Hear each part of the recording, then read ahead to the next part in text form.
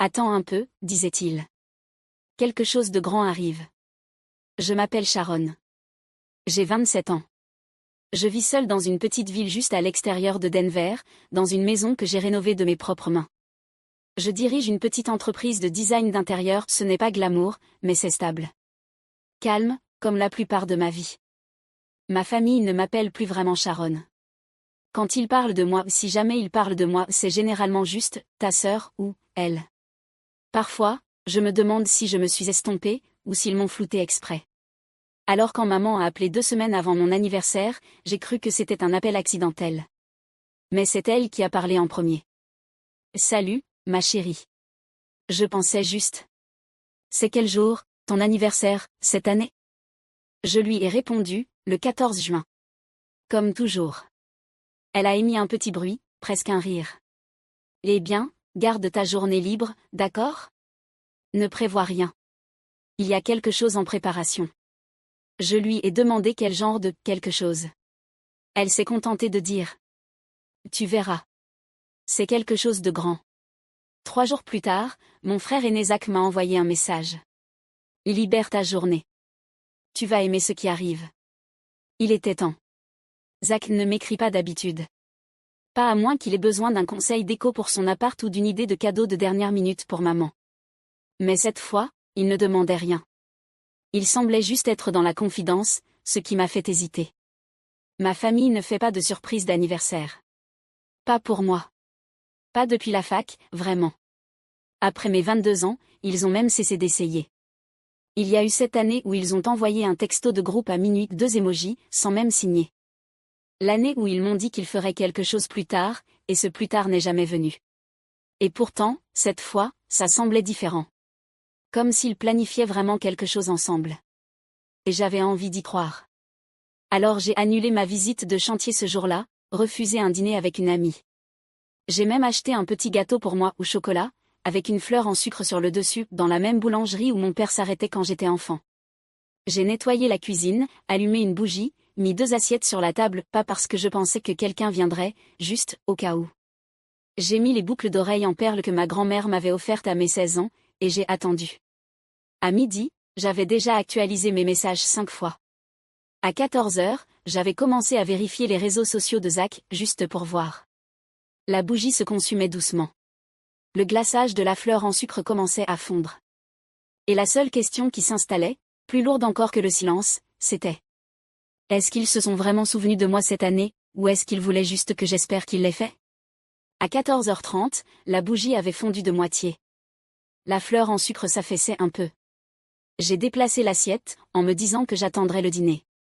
J'ai laissé la table dressée pour 2. Je me suis dit, peut-être qu'ils prévoyaient quelque chose pour le soir. Peut-être un appel vidéo de groupe. Une livraison surprise. Ou même un message qui commencerait par « ferme les yeux ».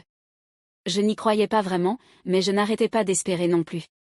J'ai tourné en rond dans la maison, redressant des cadres, repliant un plaid, ramassant une chaussette qui n'était même pas vraiment mal placée, n'importe quoi pour faire passer les heures sans trop les regarder en face. À 16h15, j'ai regardé mon téléphone à nouveau. Pas de nouveaux messages. Pas d'appel manqué. Pas de SMS de Zach. Rien de maman. Juste un rappel de mise à jour logiciel et un email d'un fournisseur de meubles. J'ai pensé à les appeler, juste leur demander directement, est-ce qu'il se passe encore quelque chose? Mais je n'en ai pas eu le courage. Je ne voulais pas avoir l'air désespéré ou pire, être accueilli par de l'incompréhension. À 17h, je me suis assise à la table et j'ai fixé la seconde assiette. J'ai versé un verre de vin. Pas parce que je fêtais quelque chose, mais parce que j'avais besoin d'avoir autre chose qu'un téléphone dans la main. J'ai pris une bouchée de gâteau. Ça avait le goût du sucre dans le silence. À 18h15, j'ai ouvert Instagram, pas pour poster quoi que ce soit, juste pour faire défiler. Tout le monde semblait être quelque part à des dîners, dans des parcs, à des concerts, souriant à côté de ballons ou tenant des chiens coiffés de chapeaux d'anniversaire. Je me suis dit que les gens ne publiaient que les meilleurs moments. Je me suis dit de ne pas y prêter attention. Mais mon propre écran restait silencieux. Pas de mention. Pas de message. Pas de « joyeux anniversaire, Sharon ». J'ai actualisé la conversation de famille. Le dernier message datait de 5 jours, une photo du chien de Paul dans un pull ridicule. Zach avait commenté « légende ». J'avais ajouté un cœur. Personne n'avait même remarqué. À 19h, la bougie a abandonné. Je l'ai laissée s'éteindre toute seule. Je pensais que j'allais pleurer, mais rien n'est venu. Pas de colère, pas de drame, juste un calme absolu. Je n'attendais plus. Mais je n'arrivais toujours pas à m'empêcher de me demander. Quelle était cette grande chose? Et comment pouvait-elle ne pas me concerner? À 19h45, j'ai rouvert Instagram. Je me suis dit que c'était par ennui, mais en vérité, j'espérais une photo, une mention, un emoji en forme de bougie, même une image floue de groupe avec mon nom tagué, en retard. À la place, j'ai trouvé autre chose. Une story postée il y a quelques minutes, le compte de Malry. J'ai cliqué. Ça commençait par une guirlande lumineuse suspendue au-dessus d'une terrasse en bois, puis la caméra se déplaçait lentement vers une longue table de dîner. Mes parents. Zach. Notre tante Denise. Même l'oncle Léo, qui habite à 2 états de là. Tous souriants. Verre levé. Serviettes sur les genoux. Le chalet familial. Celui où on ne venait plus parce que c'était trop loin ou qu'il fallait des réparations. Celui que j'avais toujours proposé d'aider à réparer. Celui qu'il disait que plus personne n'utilisait. Au-dessus de la table, en lettres dorées irrégulières, était suspendue une bannière. Zach et Malry, pour toujours, ça commence maintenant. La légende. Une soirée inoubliable. D'os de nouveaux fiancés. La famille avant tout. J'ai cligné des yeux. Relu. Fiancés de nouveau. Ils célébraient une seconde demande en mariage. Même pas la première, juste une fête, un recommencement. Et cela avait remplacé mon anniversaire. Ils ne m'avaient pas oublié. Ils avaient fait un choix. Et puis je l'ai vu. Malry en rose pâle, souriante, riant, la tête légèrement inclinée, juste assez pour révéler le collier. Le médaillon. Il a capté la lumière un instant, impossible de se tromper, ovale, poli par les ans, avec une fine gravure de feuilles sur le bord. Celui de ma grand-mère. Celui qu'elle portait à chaque fête, à chaque remise de diplôme. Celui qu'elle m'avait laissé tenir à son chevet quand j'avais 12 ans en murmurant. C'est pour toi, ma chérie. Quand tu seras grande. Quand ce sera ton tour. Après sa mort, j'en avais parlé une fois. Maman avait dit qu'elle le gardait en sécurité. Et ça s'était arrêté là, jusqu'à maintenant. Malry le portait comme un simple accessoire. Sans hésitation. Sans signification. J'ai cliqué sur la story suivante. Ma mère la serrait dans ses bras, essuyant une larme. La légende disait. Gagner une fille ce soir. Mon estomac s'est figé. Ce n'était pas qu'il ne m'avait pas invité. C'était que je n'avais plus ma place. Et ils n'en avaient pas honte. Ils en étaient fiers. Assez fiers pour le publier. Assez fiers pour ne pas le cacher. Je n'avais pas été effacée par erreur. J'avais été remplacée soigneusement, délibérément, et avec un toast. Et peut-être que le pire, ce n'était pas ce qu'ils avaient pris. C'était la facilité avec laquelle ils l'avaient donné. J'avais 12 ans la dernière fois que j'ai tenu le médaillon. Grand-mère l'avait enlevé lentement, comme si ses doigts savaient déjà que le temps lui échappait. Nous étions assises sur sa véranda grillagée, un plateau de tranches d'orange entre nous. L'air d'été était dense et sucré. Elle m'a regardé. Vraiment regardé. Pas à travers moi, pas au-delà de moi. Juste moi. Tu as des yeux calmes, a-t-elle dit. Comme ta maman quand elle était petite. Puis elle a attrapé le collier, a défait le fermoir, et l'a pressé dans ma paume. Celui-là est pour toi, a-t-elle murmuré. Quand tu seras plus grande, quand le moment sera venu. À l'intérieur du médaillon, il y avait une photo d'elle et de grand-père le jour de leur mariage, tous deux souriant comme s'ils avaient réussi à berner le monde. De l'autre côté, un cœur en papier plié, découpé de façon irrégulière. Mon nom y était griffonné à l'encre bleue délavée, Sharon Lee. Je me souviens avoir demandé, je dois le garder maintenant? Elle a souri. Non, mais tu sauras quand ce sera vraiment à toi. Après sa mort, j'ai attendu quelques mois avant d'en parler à maman. Elle a éludé. Oh, ce vieux truc? Je crois que je l'ai rangé avec ses foulards. Je regarderai plus tard. Elle ne l'a jamais fait. Et moi, je n'ai jamais redemandé. Je me suis dit que ce n'était pas à cause du médaillon. Que ce n'était qu'un objet. J'avais le souvenir. C'était suffisant. Mais je me suis menti plus d'une fois au fil des années. Je me suis dit qu'elle ne m'avait pas oublié dans son testament, que peut-être l'avocat avait fait une erreur.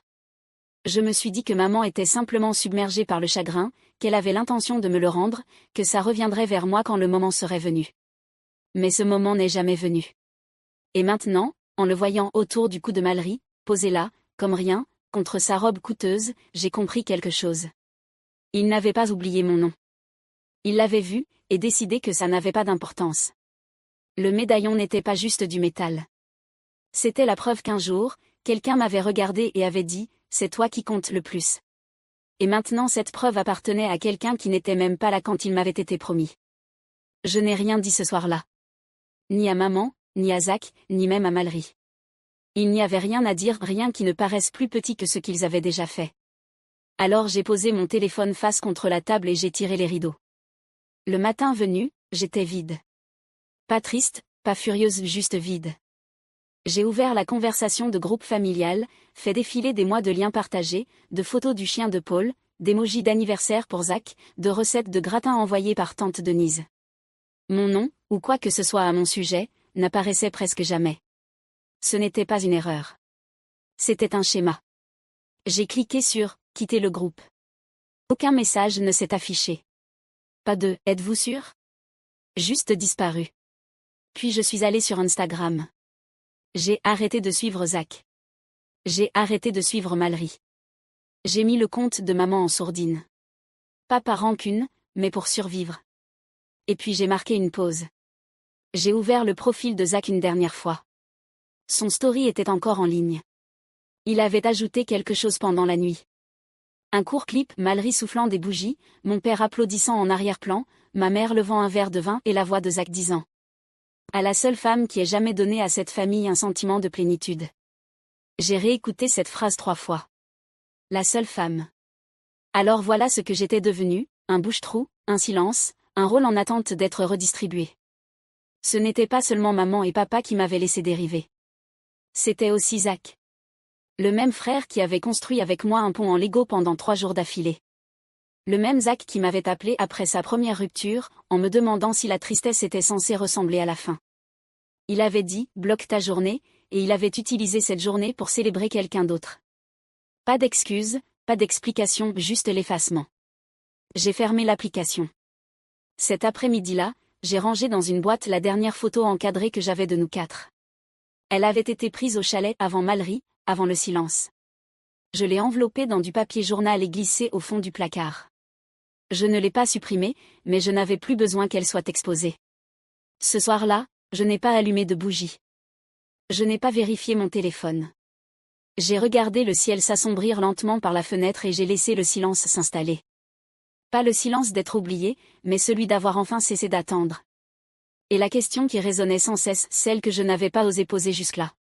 Si c'est ce qu'ils font quand ils disent qu'ils m'aiment, qu'est-ce qu'ils feraient si je ne demandais plus rien? Le message est arrivé 3 jours plus tard. Ce n'était pas maman. Ni papa d'ailleurs. C'était Zach. Yay, j'ai vu que t'avais quitté le groupe. Tout va bien? Je suis restée longtemps à fixer l'écran. C'était le genre de texto qu'on envoie quand on connaît déjà la réponse, mais qu'on espère que l'autre va mentir pour que ce soit plus facile. Je n'ai pas répondu. 4 heures plus tard, un autre bip. Écoute, je comprends que tu sois contrarié. Mais on peut juste parler? Mallory ne voulait pas mal faire. Maman non plus. Toujours aucune réponse. Le lendemain, il a appelé. J'ai laissé sonner 2 fois. Puis il a renvoyé un texto. T'es ma sœur. Ça doit bien vouloir dire quelque chose, non? J'ai failli rire. Pas parce que c'était drôle, mais parce que ça sonnait comme une réplique d'une série à laquelle aucun de nous ne croyait plus. À la fin de la semaine, maman a envoyé un mail. Salut ma chérie. Tu nous as manqué le week-end dernier. Tout s'est décidé à la dernière minute.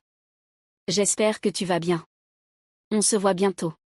Aucune mention de mon anniversaire. Aucune excuse. Même pas un « désolé, on a oublié ». Juste du néant, bien poli. Mais l'objet du message est resté dans ma tête. Toujours la famille. Toujours comme malgré tout, comme s'ils avaient accompli quelque chose de noble en pensant à moi, ne serait-ce qu'un instant. Quelques jours plus tard, Zach s'est présenté à ma porte. Il n'a pas appelé avant, il s'est juste tenu là, un sachet de bagel de notre boulangerie préférée à la main, comme si ça pouvait effacer le reste. J'ai ouvert la porte, mais pas grand. Il a tendu le sac myrtille et nature, comme toujours. Je ne l'ai pas pris. Il s'est décalé maladroitement. Écoute, Sharon, je sais que tu es blessée, mais tu veux vraiment en faire toute une histoire? C'était juste une fête. Ça ne te concernait pas. Je n'ai rien dit. Il a soupiré. Je vais me marier. On ne pourrait pas éviter de commencer tout ce truc de division, là, maintenant? Voilà, c'était ça. La demande. Pas pour comprendre, pas pour réparer, juste pour avoir la paix. Sa version de la paix. On peut juste passer à autre chose, a-t-il ajouté, plus doucement. Je l'ai regardé alors pas comme mon frère, mais comme quelqu'un qui avait choisi un camp et avait besoin que je n'en fasse pas un problème. J'ai dit la seule chose dont je savais qu'il ne discuterait pas. Je n'essaie pas de gâcher quoi que ce soit, Zach. Je ne fais juste plus semblant. Il a hoché la tête, comme si ça réglait l'affaire, comme si j'avais accepté le silence. Mais je ne l'avais pas fait. J'avais juste accepté d'en avoir fini. Je ne suis pas allée à la fête prénuptiale. Je n'ai pas répondu. Je n'ai pas réagi au faire-part qu'une cousine de Mallory avait envoyé, avec ses clippers pastel et ses points d'exclamation forcés. Je n'ai pas été surprise qu'il m'invite. Ça donnait bonne impression, ça gardait les choses propres. Sur le papier, ça prouvait qu'il n'y avait pas de rancune. Je l'ai laissé dans ma boîte mail, non ouvert, jusqu'à ce qu'il expire. Une semaine plus tard, maman a appelé. Cette fois, j'ai décroché. Ma chérie, a-t-elle dit comme si de rien n'était, tout le monde t'a cherché. Je suis restée silencieuse. Zach a dit, tu es encore fâchée. On ne voulait pas t'exclure. Les choses se sont juste enchaînées vite. Tu sais comment c'est. J'ai failli dire, je sais exactement comment c'est. Mais je ne l'ai pas fait, parce que le silence parle plus fort quand les gens attendent des excuses. Puis elle a demandé. Tu viendras au mariage, au moins? C'est important pour ton frère. Je n'ai pas répondu tout de suite. J'ai regardé autour de ma maison, cet espace que j'ai construit, cette vie que j'ai construite sans eux, et j'ai réalisé quelque chose que je n'avais pas pu dire avant. J'étais là, ai-je finalement dit. Vous ne m'avez juste pas regardé. La ligne est devenue silencieuse. Pas coupée, juste creuse. Maman a raclé sa gorge. Ce n'est pas vrai, ma chérie. Mais ça l'était. Et elle le savait. Je n'ai rien ajouté. Je n'ai pas raccroché. J'ai juste laissé le silence s'étirer entre nous jusqu'à ce qu'elle marmonne. Bon, tiens-moi au courant. Clic. Je suis restée là longtemps. Pas de rage, pas de chagrin, juste de l'immobilité. Pas l'immobilité de l'attente, l'immobilité d'en avoir fini. J'étais là. Vous ne m'avez juste pas regardé. Une semaine avant le mariage, j'ai emballé le médaillon. Pas dans une boîte cadeau, pas dans du papier de soie, juste une enveloppe blanche ordinaire, du genre qu'on utilise pour les factures ou les convocations au tribunal. J'ai glissé le médaillon à l'intérieur, encore chaud de ma paume. Pas de mots, pas de carte, juste le collier. Je suis allée moi-même à la poste. Le guichetier a demandé si je voulais un suivi. J'ai dit non. J'ai écrit l'adresse à la main. Mallory Green. C.O. Zachary West. Puis je l'ai envoyé. Pas d'expéditeur, pas de nom, juste le médaillon allant exactement là où il pensait qu'il devait aller. Je n'avais plus besoin de le récupérer. Je n'avais pas besoin qu'il comprenne. J'avais seulement besoin qu'il sorte de ma maison. Ce dimanche-là, j'ai reçu un dernier message de Zach. C'est toi qui as envoyé ça? Je n'ai pas répondu. Il n'y avait plus rien à clarifier. Ce soir-là, j'ai décroché la dernière photo de ma famille qui pendait encore dans le couloir. Je l'ai remplacée par quelque chose que j'avais encadré il y a des années mais jamais accroché, un croquis simple que j'avais fait à la fac. Une chaise dessinée au fusain, légèrement décalée, dans une pièce vide. Une seule chaise. Inoccupée. Immobile. Je l'ai accrochée bien droite, j'ai reculé et j'ai regardé. Un rappel. J'étais là. Je suis restée à table longtemps après qu'on ait débarrassé ma place. Ils ne prononceraient pas mon nom au mariage. Ils ne porteraient pas de toast en mon honneur dans leur discours. Ils ne remarqueraient peut-être même pas que l'enveloppe était arrivée. Mais ils sauraient. Quelque part, profondément, sans mots, ils sauraient. J'ai tout vu. Je me suis souvenu. Et j'ai choisi de laisser la porte ouverte derrière moi, pas pour pouvoir revenir, mais pour qu'ils sachent que je n'en avais pas besoin. Si un jour tu es parti en silence, juste pour qu'il ressente ce silence plus fort. Tu n'as pas besoin d'expliquer. Laisse juste un point.